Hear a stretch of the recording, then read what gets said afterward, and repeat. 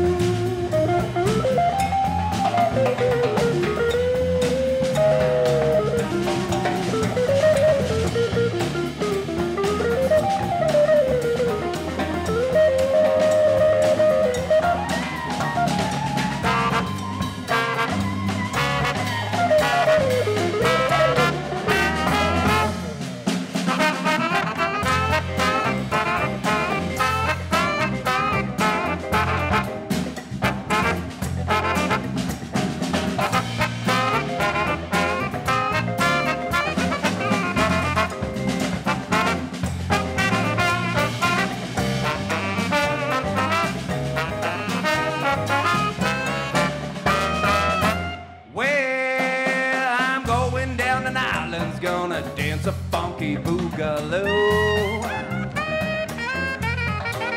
Yes, I'm going down to New Orleans, gonna dance a funky boogaloo.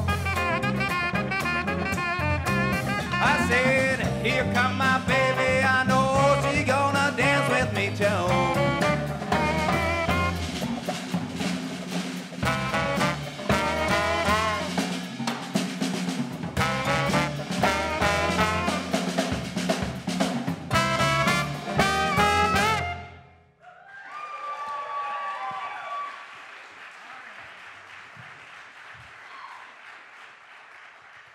Thank you. Now comes the hard part. That was a tune called Nos Boogaloo-remos, which is a song, which is a verb I made up, means we will boogaloo. So, and the boogaloo is a style of music which has a lot of African roots.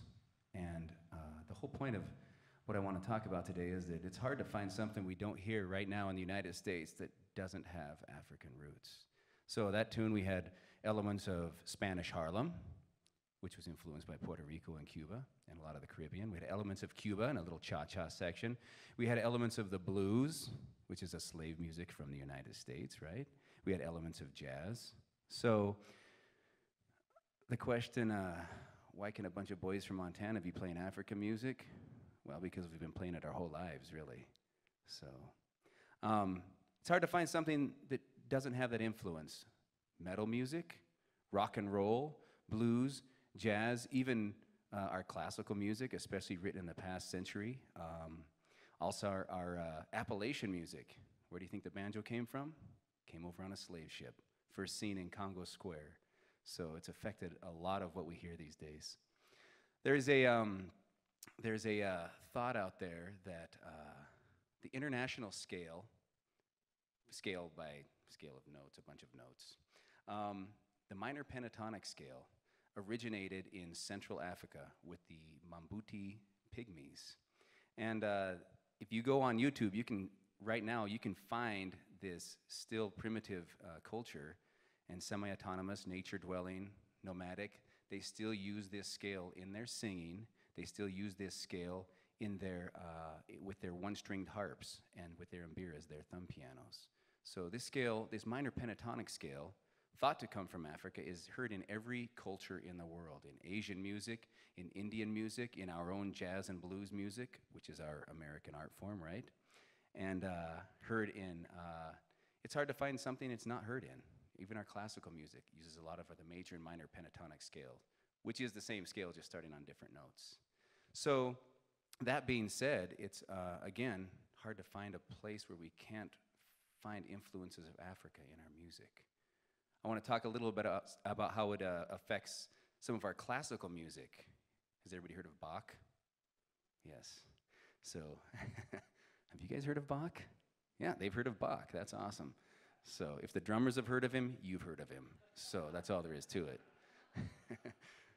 I hope they all show up for my show later.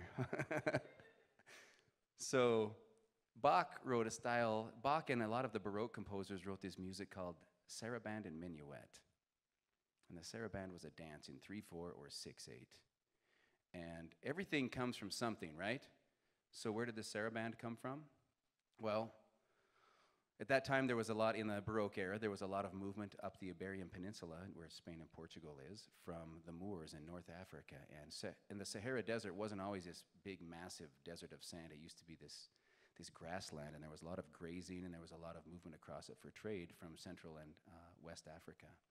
So as these traders and slavers came north to the Iberian Peninsula, what did they bring with them? They brought their music. They brought parts of their culture.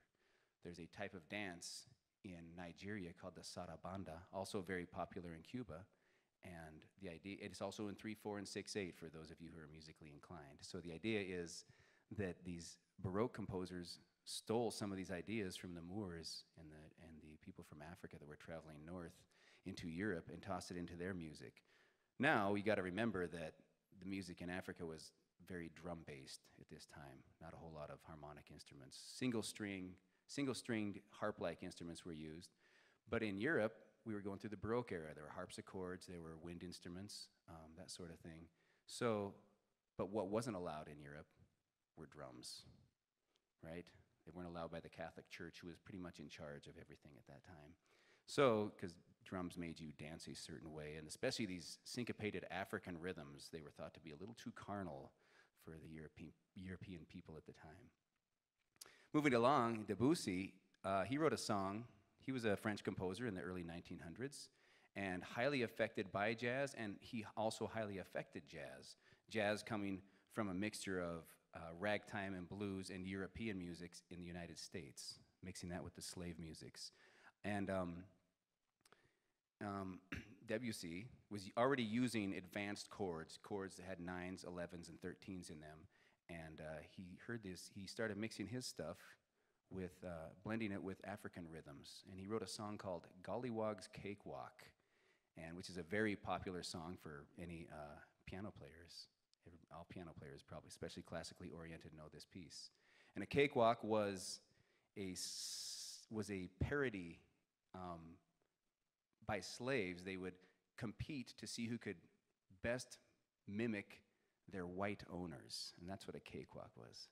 And Debussy tossed that into his own music. Stravinsky himself, he wrote a concerto called the Ebony Concerto, and it wasn't about the clarinet, even though the clarinet's used a lot. It was about Africa. It was about the blues. And in Stravinsky's own words, if you're talking about the blues, you're talking about the African culture, because that's where the blues came from. So, before we play our final piece, I think that this concept of Africa and Europe meshing should not be separated, especially in music education, because we're in a place where, in a time where diversity needs to be in the forefront, in music, in life, etc. And if we hold these back from our future students, hold these styles back, we're not doing our job of giving them every possible tool to be successful in an ever-competitive world. So with more music diversity, especially with things like YouTube and the internet, students can hear anything, anywhere, anytime. So there is no reason to separate these styles, and they should all be taught with equal value and equal worth. My final piece is a song called Bimuela. And Bimuela is the name of a friend of mine who is a Congolese guitarist, and he started his life in Kinshasa, which is the capital of the Congo. And he made his own guitar out of a coffee can and a piece of wood he found on the street. He was about 10, 11 years old. And by the time he was 16, he was one of the most sought-after guitarists in Kinshasa. And at this point in his life, he's somewhere in his 50s, he's been on over 600 albums in the US and parts of Africa and France. So this song is kind of an homage to Bimuela, and this is a little bit about his lifestyle. So thank you very much.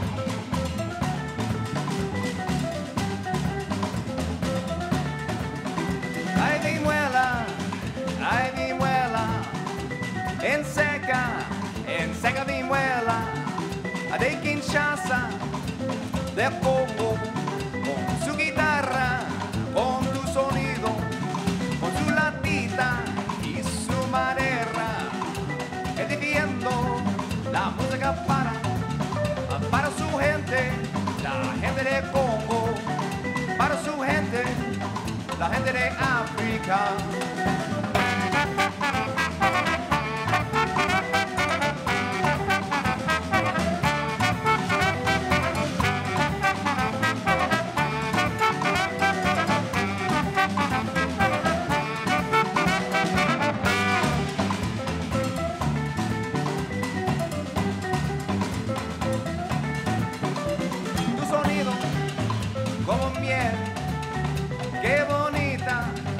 De Kinshasa y Bimuela,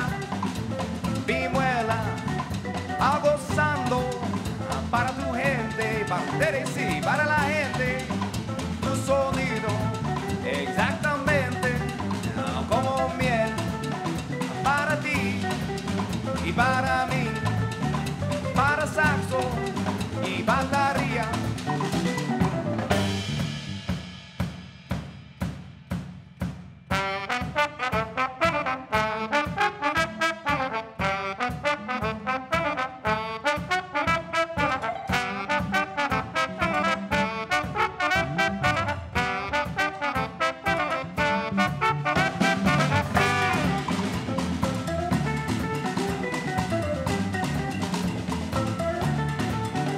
Ay, Bimuela, de África, de Kinshasa, para bailando, para gozando, para ustedes, para nosotros. Sí, ay, Bimuela, ay, Bimuela, señor de África.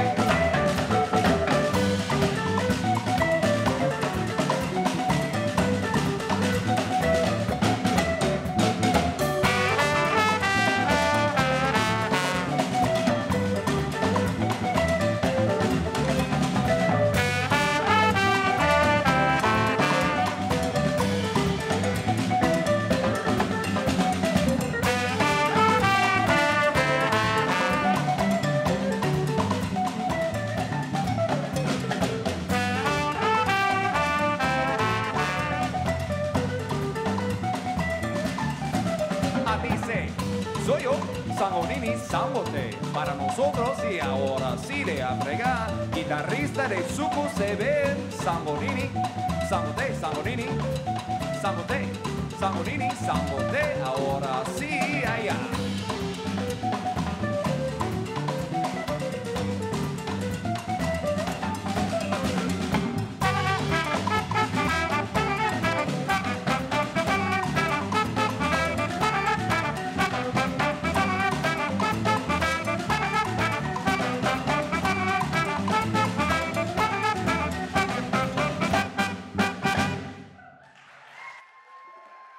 Thank you very much.